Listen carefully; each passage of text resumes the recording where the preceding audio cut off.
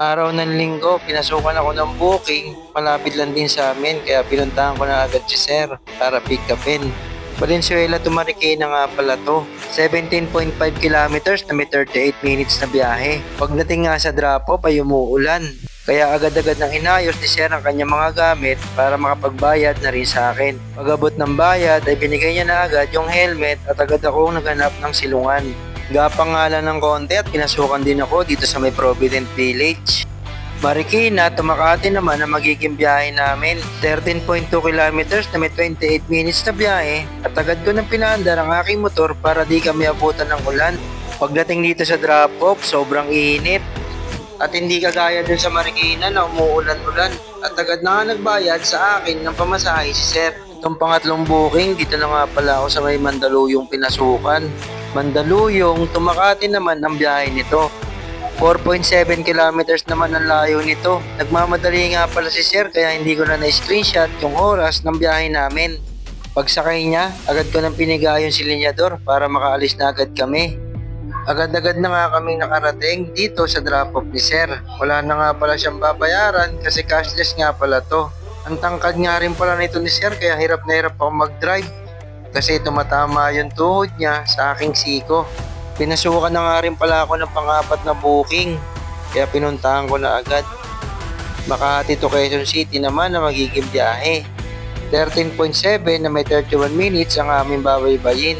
Pagdating nga pala namin dito sa Quezon City ay umaambon-ambon.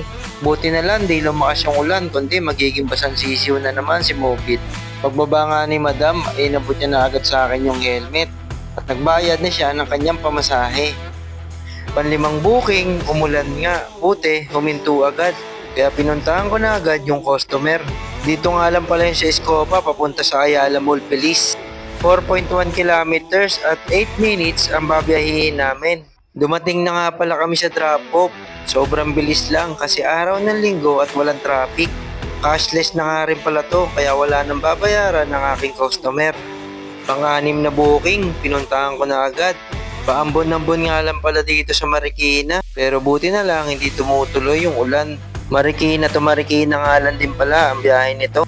2.5 kilometers at 6 minutes ang aming babiyahihin papunta sa drop-off ni Madam. Saglit nga lang ay nandito na agad kami sa drop-off.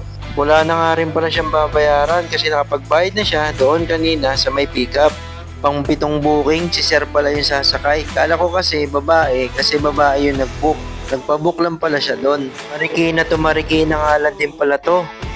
3.1 kilometers na may 8 minutes ang aming babiyahihin. Kaya nga pala pupunta si Sir dito sa may drop-off kasi papanoorin niya daw yung kapatid niya na naglalaro ng basketball. Habang naghihintay nga ng panibagong booking ay tumambay na rin pala ako dito para manood ng basketball. Matagal-tagal na rin kasi ako hindi nakakapaglaro.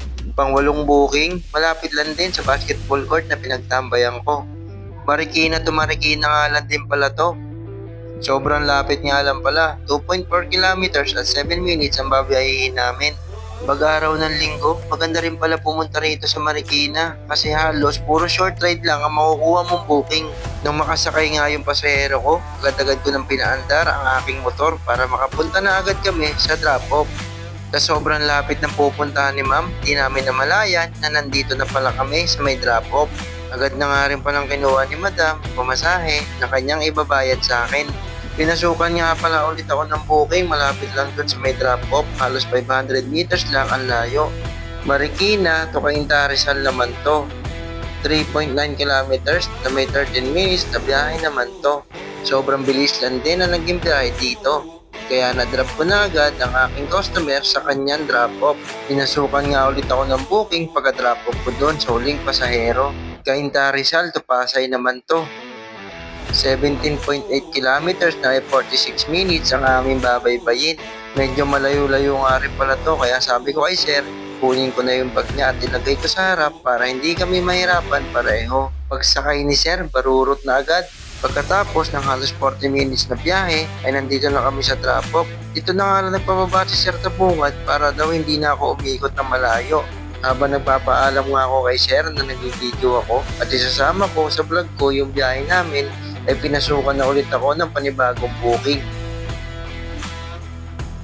Wala pang 50 meters ay nandito na ako sa pick-up. Pasay to Pasay lang to. 3.7 kilometers na may 10 minutes na biyahe. Andar na nga agad at nandito na agad kami sa may drop-off kasi sobrang lapit lang dito. Cashless, wala nang babayaran yung pasahero. Pang dosing booking, nandito na agad ako sa pick-up. Pasay to Makati naman to. 7.8 kilometers ang layo na halos 20 minutes lang ang biyahe.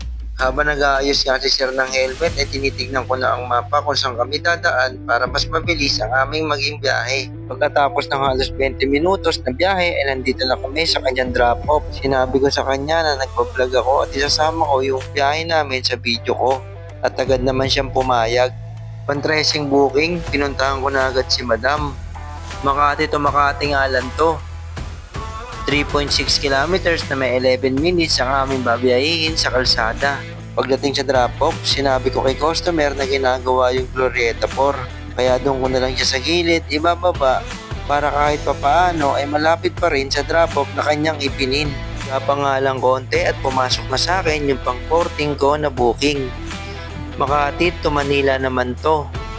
May 7.6 kilometers at 26 minutes na ilalagi sa kalsada. Binigyan ko na nga rin pala si sir ng shower cap at helmet para makaalis na agad kami dito sa Makati. Maya-maya nga ay nandito na kami sa drop-off ng aking pasahero. Kinuha niya na nga rin pala yung pamasahe niya at inabot na agad sa akin. Sakto, pang 15 na booking, malapit sa amin. Sakto, bala ko na rin na umuwi. Manila to Sangandaan, Quezon City naman to. 11.1 kilometers na may 27 minutes na biyahe. Pagkatapos nga ng ilang minuto ay nandito na kami sa kanyang drop-off. Inalalayan ko na nga si Madam sa kanyang pagbaba. Nagpaalam din ako na nagbibideo rin ako. Bago nga umuwi ay dumaan muna ako dito sa may Cocopan sa may Santa Quiteria para bumili ng pampasalubong sa aking mag-ina. Madalas na nga rin pala akong gagawa ng ganitong video at sana ay magustuhan nyo at suportahan nyo pa rin. Nakuha ko na nga pala yung order ko, kaya rekta uwi na ako. Salamat at umabot ka hanggang sa video na to. Baka pwede naman paki-follow, share and like ng aking video. Salamat! Yun lang, ride safe!